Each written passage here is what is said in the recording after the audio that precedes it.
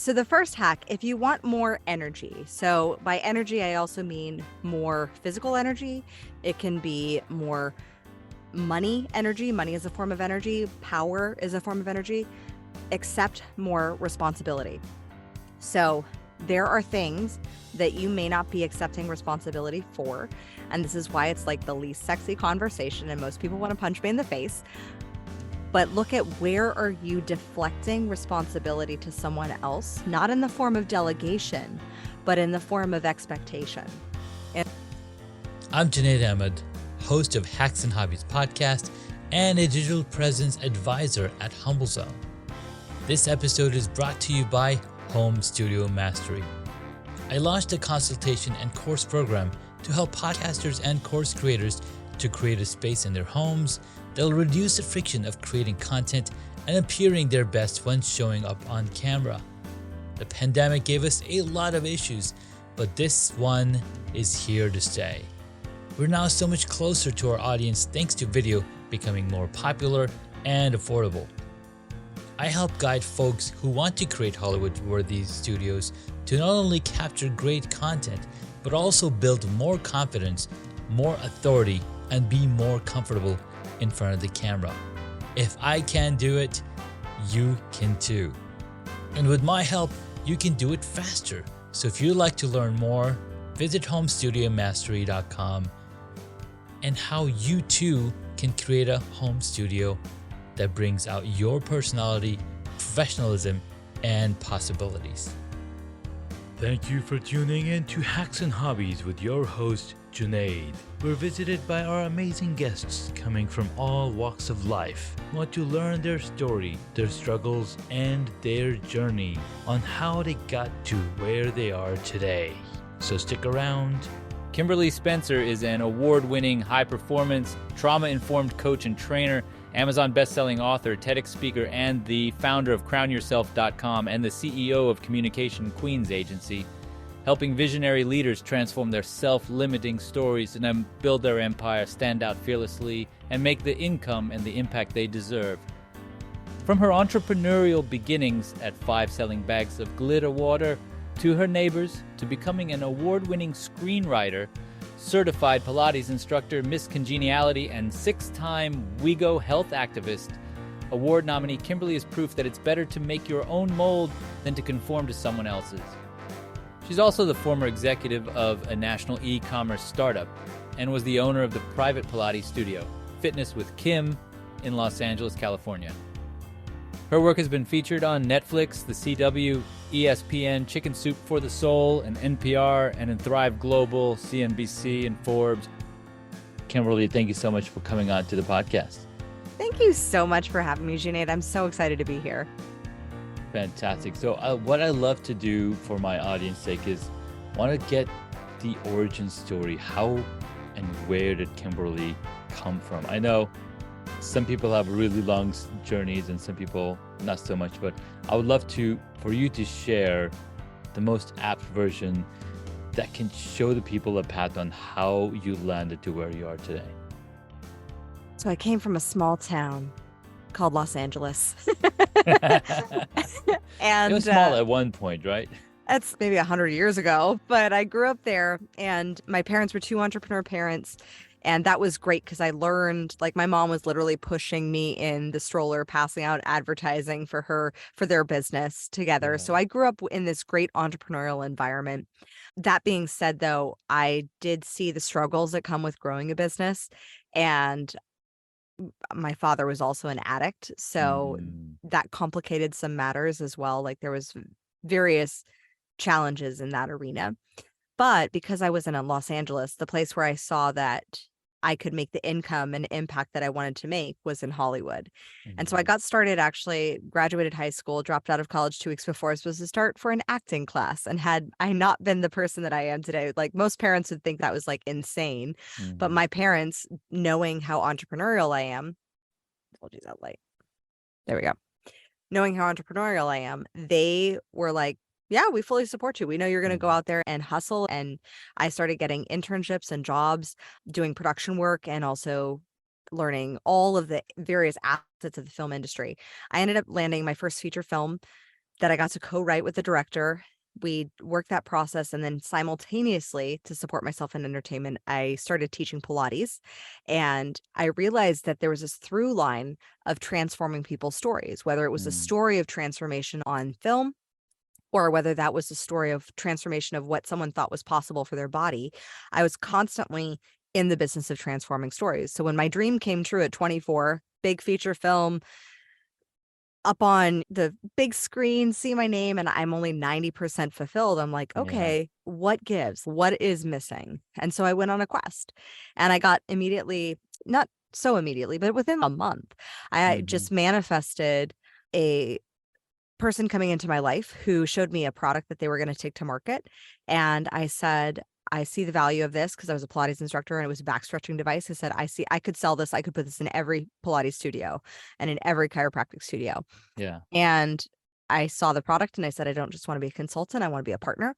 So I came on as president of that company. We grew the company for 2 years.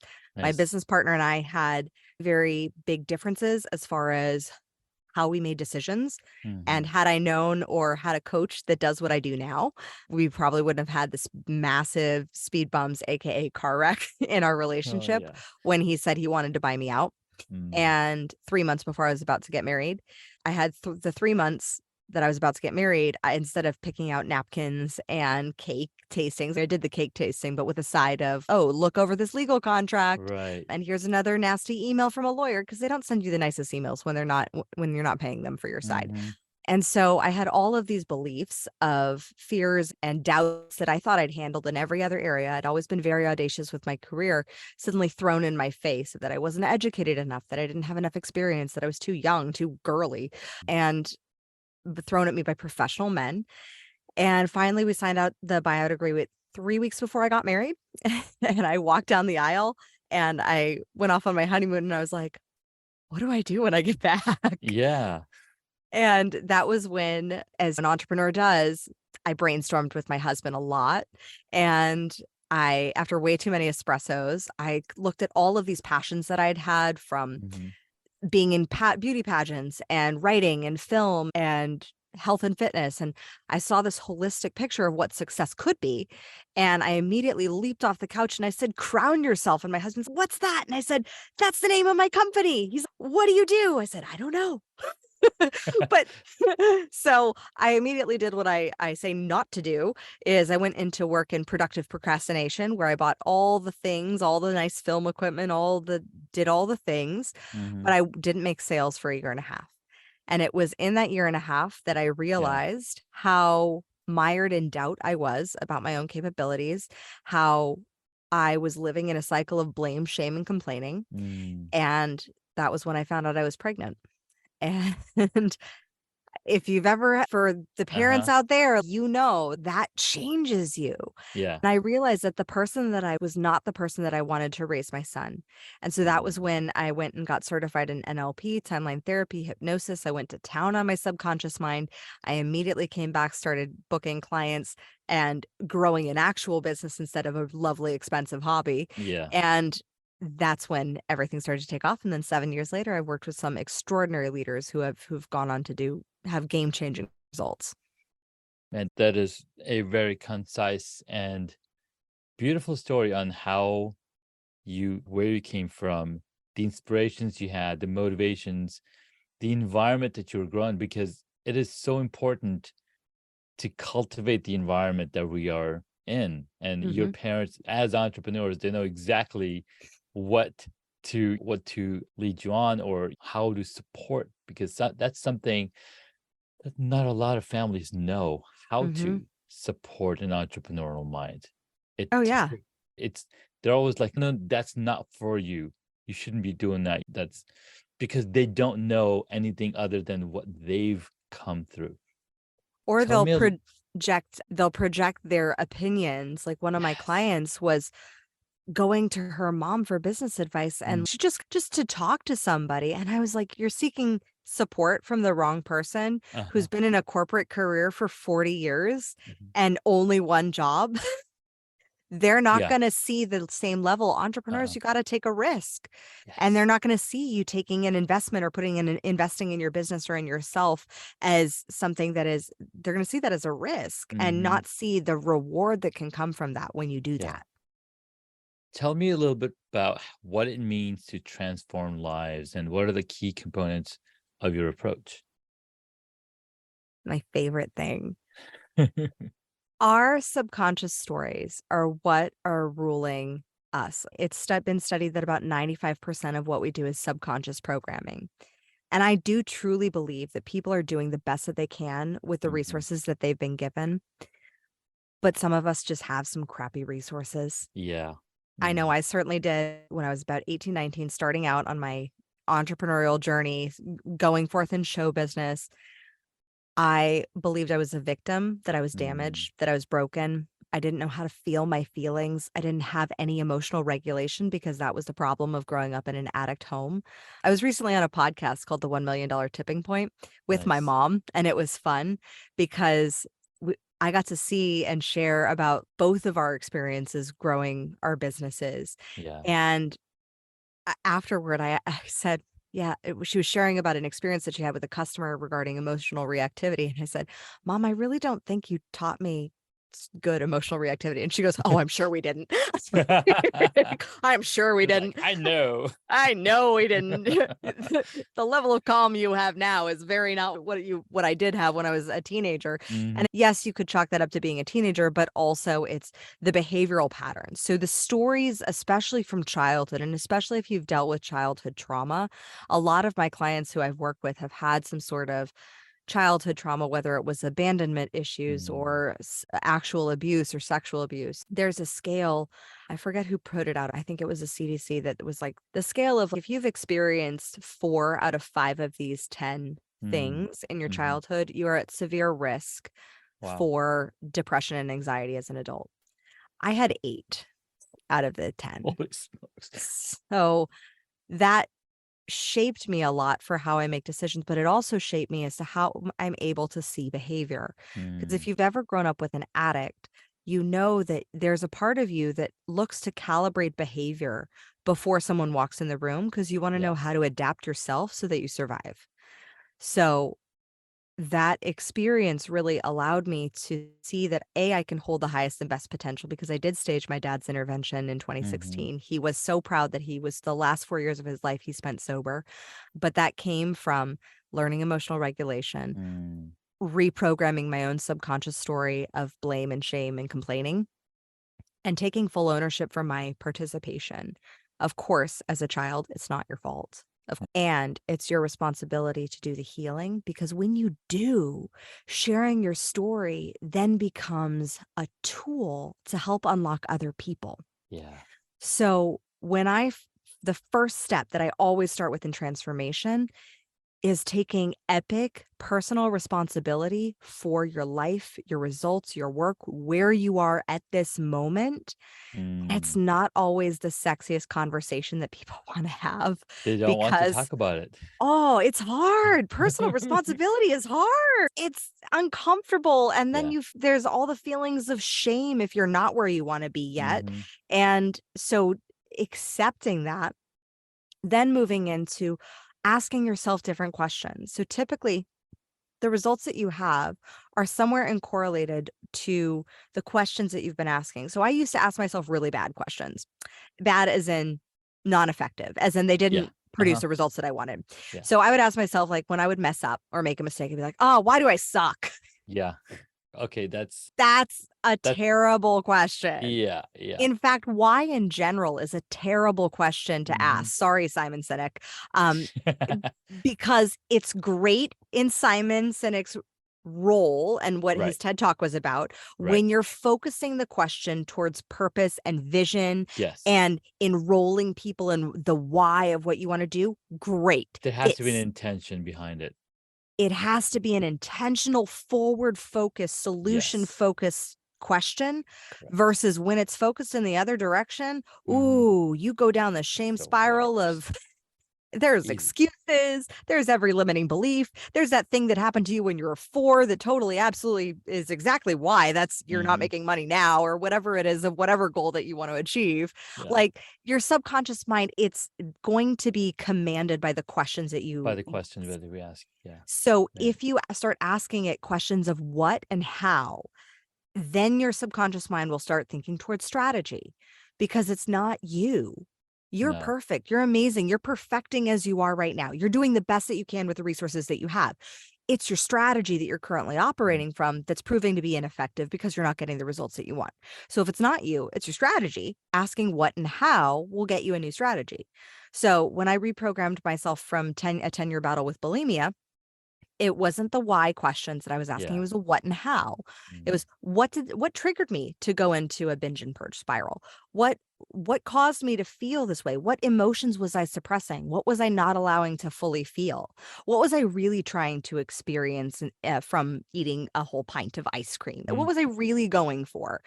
Those questions then allow you to move through the layers of learning from unconscious incompetence, where you don't know what you don't know and you don't know that you don't know it, to conscious incompetence, which is really messy, and it's a learning process where most people give up because Mhm. they're remembering the learning that they should have remembered, that they quote unquote should have remembered Right. before they made the mistake. And Right. so they're rebuilding new neural pathways, changing habits, changing patterns of behavior, and normally you're going to learn it after you make the mistake. Like, yeah.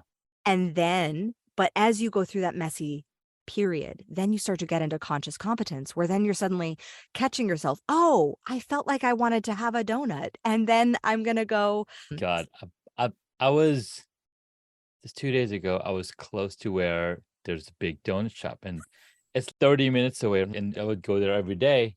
We'd get a dozen donuts. And this time around, I was like, you know what? No, I'm not going to.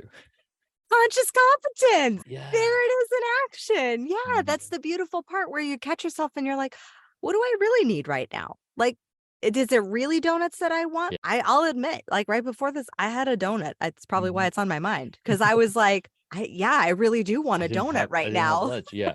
Like, Give I me some had a energy. lunch and I wanted a little donut, and my Mhm. boys were so excited to share it with me. And so we Yeah. all like just shared a donut. Yeah.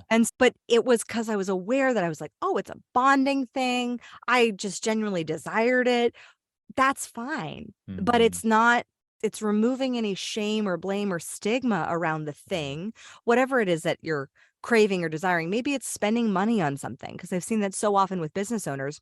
Maybe it's not a donut. Maybe it's, Mhm. oh, I feel like I should buy this course. Do you Yeah. have a backlog of courses that you haven't Is completed? yeah, is purchasing that one course going to solve your problem? Yeah. Or maybe do you just need to make a Maybe. sales call? Maybe you need to do sales calls instead. Yeah, maybe you just need to have a conversation about bringing on a team member. Maybe, like, a lot of times the thing is not the thing, but we don't know that unless we question our own strategy. Yeah. And so it's becoming relentless about what are the questions that you're asking yourself to direct you in Mm. the direction of where you want to go, and then to commitment and to celebrating the wins. Like, Yeah. to celebrating the minor wins, because when we can recognize those, then we see the major ones. When we say, "Oh my gosh, look at how far we've come. Look at how," even just the minor win of, "Oh, I actually chose not to go to the donut shop today." Mm. That's a win. It And is. being It's able, absolutely a win. yeah, celebrate it.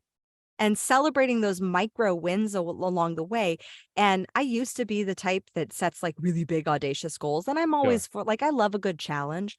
But sometimes when you're in the thick of transforming your story, you need Mhm. micro goals. You need to Yeah. like get those like bite-sized wins of nutrients and fuel your body that way with, Mm. oh, I did that. And oh, I said I was gonna, instead of I'm gonna make $1 million this year, I'm just gonna get one new client, Yeah. one new client, and then I like that. build and stack off of that.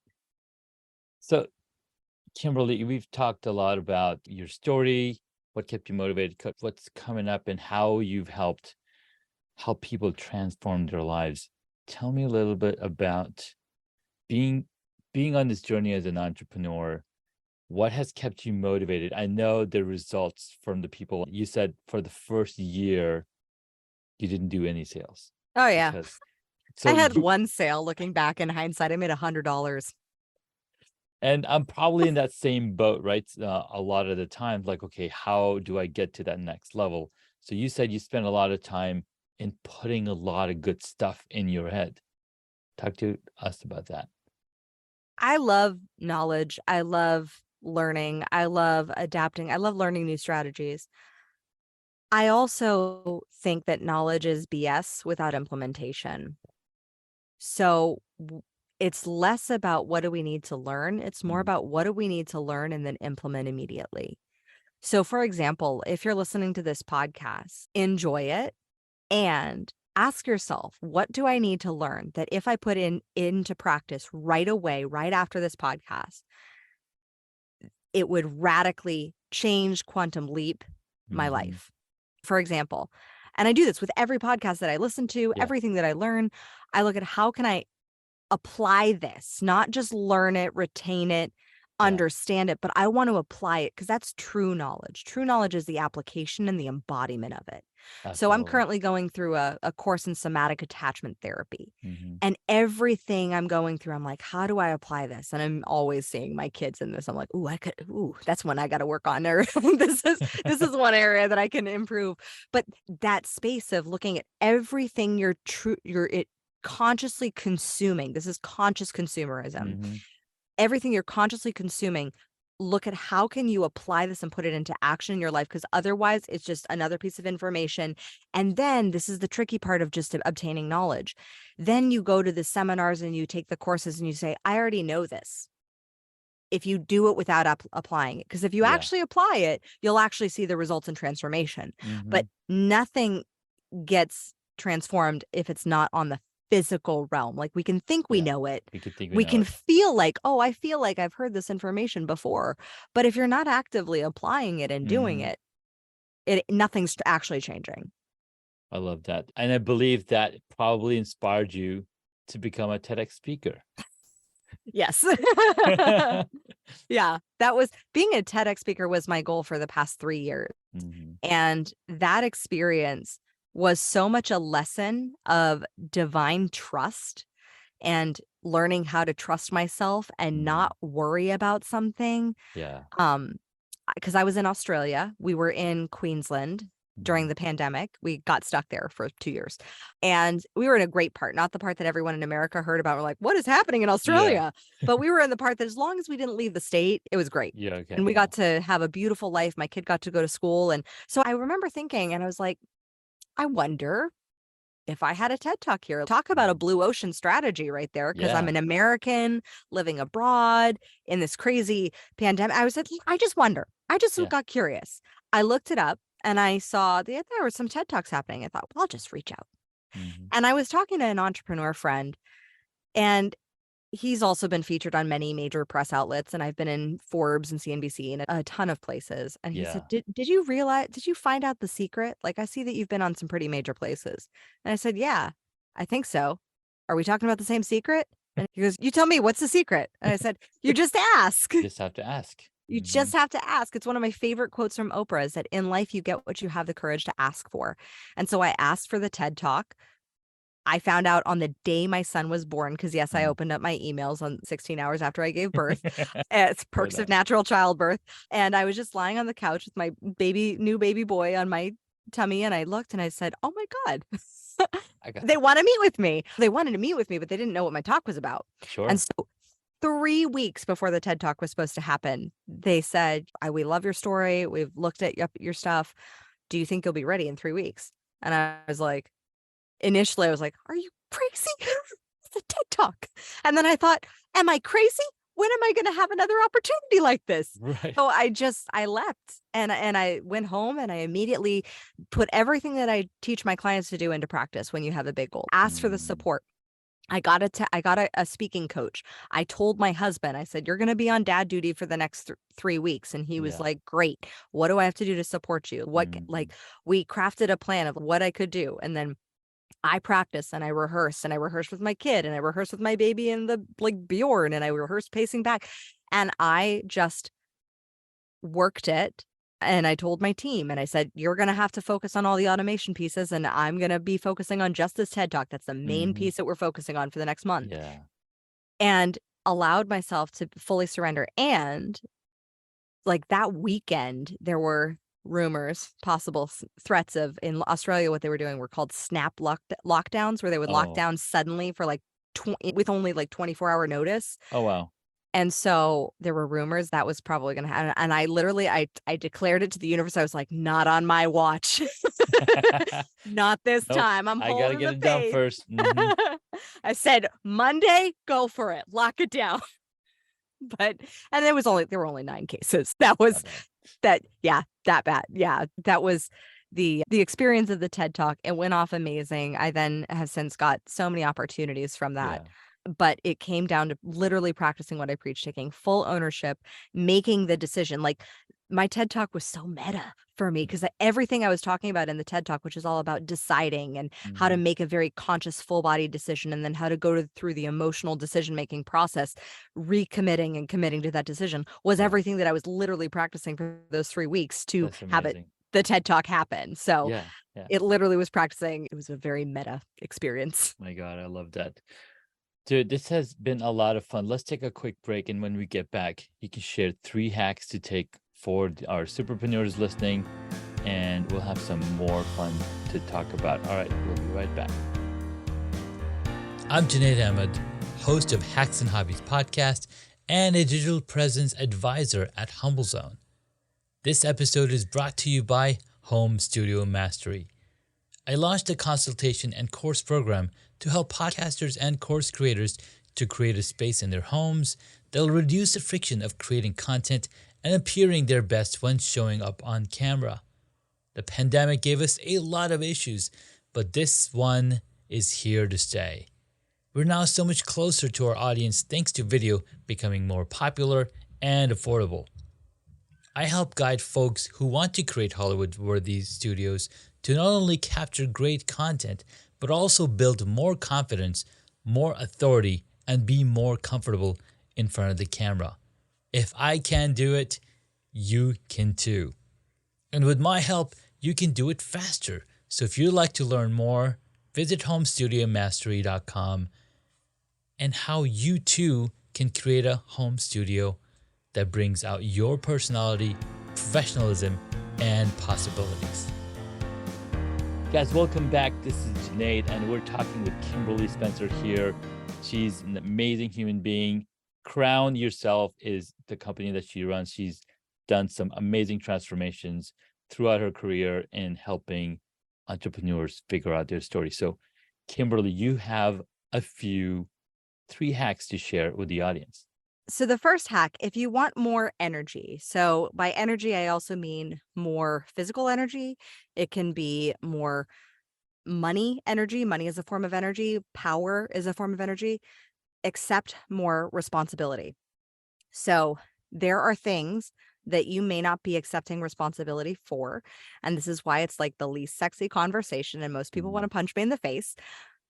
But look at where are you deflecting responsibility to someone else, not in the form of delegation, but in the form of expectation, in the form of, oh, they'll just take care of it, or, oh, I don't need to worry about that, versus being responsible, responding in the moment. Maybe it's, for example, like you have a client contract and you're like, I don't want to get back to them. I don't want to bother them. Like they have the contract. And instead of saying, no, my services are of value, I'm going to respond. I'm going to reach out. I'm going to question. I'm going to circle back and we're going to have a conversation. We're going to allow for the dialogue. Maybe it's the responsibility of having those uncomfortable conversations with a client who's not a good fit. That's also one too, or a boundary with a team member. The second one, speaking of boundaries, is establishing your boundaries. If you want flow of going towards your goals where you're feeling in alignment, like you're moving towards something that you want to be moving toward, you have to have banks, which is a great term because banks for money, but also you have to have the banks of it guiding somewhere, of it leading somewhere versus a lake that there's no flow in a lake. There may be a little bit from wind and people may love to boat on it, but it's not going anywhere. If you actually want to create flow, It's got to go someplace. You've got to have those like masculine energy boundaries containing that feminine energy, the creative juices. So that could be the boundaries of saying, you know what? I've given a lot away on this conversation. Maybe it's a sales conversation. Everything after that is paid, Mm, like a paid experience. yeah. So if you want more, you're going to have to pay for that. It could be a boundary of with a team member of saying, Mm, hey, you're not meeting these expectations of or the deadlines. We need to have a conversation of, is this a right fit? That can be a boundary. You don't know your boundaries until they're tested, but mm, it's a boundary is something that is a felt sense that we can feel inside of us yeah. because we know boundaries somatically. Some boundaries are established. The first boundary we ever experience is in our mother's womb. That is the first physical boundary. We don't linguistic boundaries, we don't know. So boundaries you experience when there's a feeling inside of you, which brings me to hack number 3 is being emotionally aware. Not brushing it off, not saying, "Oh, I don't need to deal with it." If you feel something inside of you, your subconscious mind, it's the domain of the emotions. Your body is run by your subconscious mind. So if you're Mm, looking at changing your story, you have to also acknowledge and accept what it is that you're feeling in the moment. Sometimes wow. entrepreneurs, especially, don't like to accept. They're like, no, I'm not feeling angry. I just driven, keep going. And so we'd like to brush off those uncomfortable feelings Mm, instead of saying, no, this is present. I'm actually really disappointed in myself, or this is present. I'm really feeling very frustrated, or I'm feeling this sensation. It's a somatic experience. And when we can allow ourselves to have that biological response of a feeling, understanding what that feeling means will then guide us to transforming the story around the thing that's causing the problem. wow. So 3 amazing hacks. Number 1, accept more responsibility so you can have energy, money, and power. Number 2, know your boundaries so you can establish those boundaries and have a better outcome from the people that you're working with. And number 3, being emotionally aware. Because when you know your own emotions, and I've been listening to High Performance Habits by Brendan Burchard, he talks a Mhm. lot about emotions, energies, and boundaries. Because when you know your emotions, emotion is something that can come and go, but it's how you feel and how you control or how you let your body be guided is what really then brings into the fruition, like where you're going to take. Mhm. It emotions, I like to think so there's a difference between feelings and emotions. Feelings Correct. are a biological response that scientifically lasts for about Mm, 90 seconds. 90 seconds. But a emotion, those get stacked. So it's basically if you took that 90 seconds and you cut it off at 60. So you didn't allow yourself to feel those extra 30 because of shame, Mm, blame, guilt, or whatever. You're like, I shouldn't be feeling this way. right. Then it gets shoved into this bulk of an emotional Jenga set Ah, of, oh, this is shame. So this is an experience. And then it stacks. And mm, that's why subconscious processes that I use, like timeline therapy or hypnosis, are beneficial because what those processes do is that they basically pull out those bottom blocks of the stack and they topple it so that we don't have to deal with that origin emotion. So that the next time you feel shame or you wow. feel guilt, it's no longer this big, like, it's if you've ever had a moment where you're like, "Whoa, that was a bigger reaction than really was warranted for such a Hmm. small scenario." That Hmm. was wow. That's me. What's That's going a on? sign that you have an emotional Jenga set in that category of that emotion that can be Man, toppled.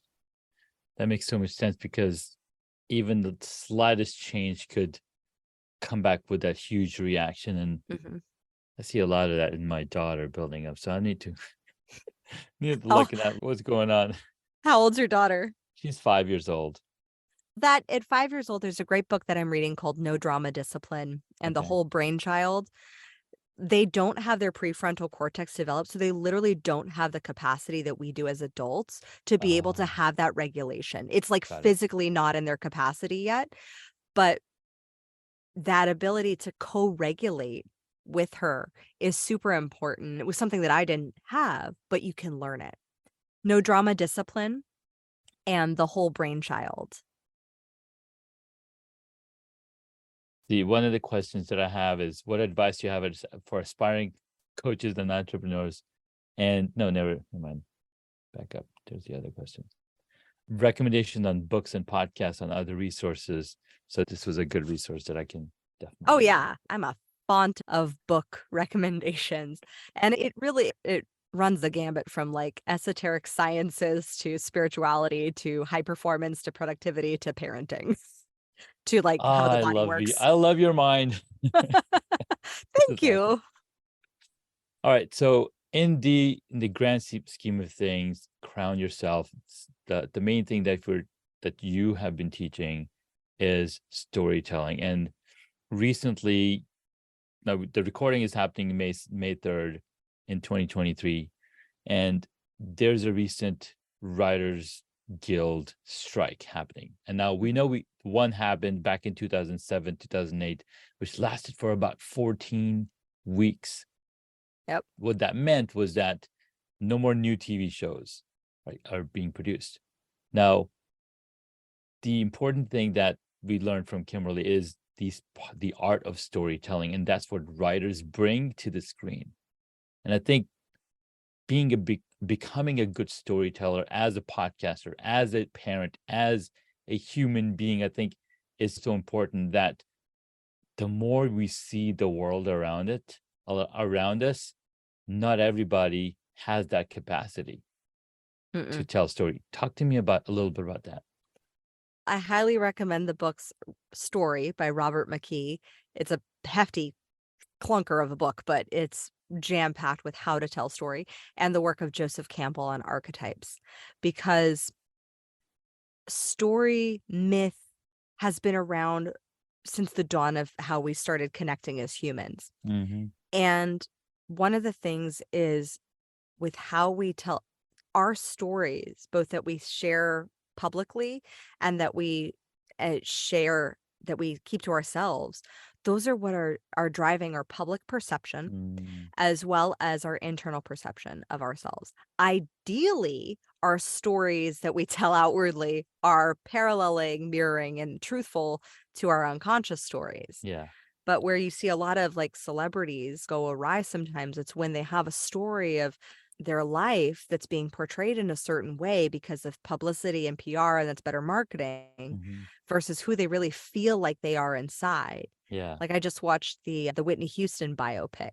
It's just tragic, like such an amazing talent, but the story that she had going on inside of who she was and who she was outwardly being portrayed, there was such a massive incongruence that it really messes with people's minds when they're not, when the world sees you as something that you're not, that you don't believe that you, or at least that you don't believe that you are.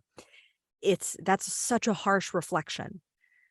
And so being able to understand perception, influence, persuasion, and the storytelling arc is incredibly important to your communicating abilities as an entrepreneur, as a founder, as a CEO, as a podcaster. It's what sells. Recently, we launched a guest podcasting agency. Nice. And one of the things that and it was because of guest podcasting it was the most profitable form of lead generation for new business in 2021 and 2020 for us, and 2022 too. Yeah. And I said, let's take this strategy and bring it out to the world so that more people can leverage this. And what I'm seeing, and what I've seen consistently, is that strategy is great, but strategy without story, people don't care about. I can give you tips and tricks, and I can share with you about how ownership is and accepting personal responsibility is great, but that doesn't land. It doesn't hit our emotional core. As if I said, when I was struggling with bulimia, I was blaming my dad for the multiple forms of abuse that I experienced as a child. And from that experience, I had to realize that it was never my dad shoving my finger down my throat. That was me. And once I took personal responsibility for that, I knew that I could have full responsibility and full ownership of my own healing, and that it wouldn't be his win, it would be mine. And I wanted my recovery to be mine. That lands so much better, right? Yes, it does. Oh my God. Just being like, you should take personal ownership of your shit. It's being able to allow for that story to guide in. Use Mm, yourself as a personal example as far as what the things that you practice and say and do in your business yeah. are how you're living your life. And the examples of where you weren't doing that to now where you are and what's Agreed. changed. It's so beautiful. And as podcasters and being on the journey of podcasting for 5 years, we do so much personal development. It's mind blowing, right? So thank you so much for sharing your journey, your tips, the hacks, and your personal story. Now comes the point in the podcast where we do some rapid fire questions to round out this fun episode. All right. All Let's right, ready? Let's do this. Number one, what is the one hobby that you wish you got into? drumming. Oh my God, I want to drum so bad. Yeah, drumming. And It's so I literally have my 2-year-old's drum and his tambourine, and I'm Mhm. like, "Ba, ba, ba, ba, ba, ba, ba, ba." So I Pretend drum. Oh, yeah, I like it. Number two, what did you want to be when you were a child? a princess. Duh. Duh. My daughter says the same thing. She loves Elsa and Anna and all the princesses. It's pretty Yeah. fun. I always loved Belle. I never loved the Mm, stories of Snow White or Beauty and sure, the I love Beauty and the Beast. I never loved Snow White or like Cinderella where they just had to sure. lose a shoe or just get kissed or there was no heroism in that. Like I wanted someone who like faced a challenge and this is how Yes. I've always been. Yeah. Always. And then rose, conquered, took her place on the throne, found Yeah. her source of power Yeah. internally, not externally from a man. Hmm. That's what I loved. No, that's probably one of my favorite movies also, Beauty and the Beast. So well So done. good. So good. Awesome. Next up, what is your favorite movie or TV show? My favorite movie is The Greatest Showman, and my favorite TV show is Ted Lasso. So when The Greatest Showman came out, I think TikTok was called the previous version of the name. Mhm. I would do live streams on TikTok and sing along the Greatest Showman songs. Oh, that's amazing. I At one point, we did a live show and I did karaoke on A Million Dreams because I just love that song. And my God. wife tells me that's your song because I'm always dreaming and I'm always looking forward and I'm always envisioning great things for Oh, us. oh, same here. Yeah, my husband and I sing that all the time. Now our 5-year-old sings it with us, and he always asks Yes. for it, and I'm like, "Yes." Seriously, those are some of the best written lyrics that are Yeah. so beautiful. "Come Mhm. Alive" is, like, my jam. Yeah. That is my song that just, like, when I want to reignite myself, oh my goodness, that is my song that I go to remember who I am. It's been a while since I listened to the song, so I think I'm gonna play them later today. Yes.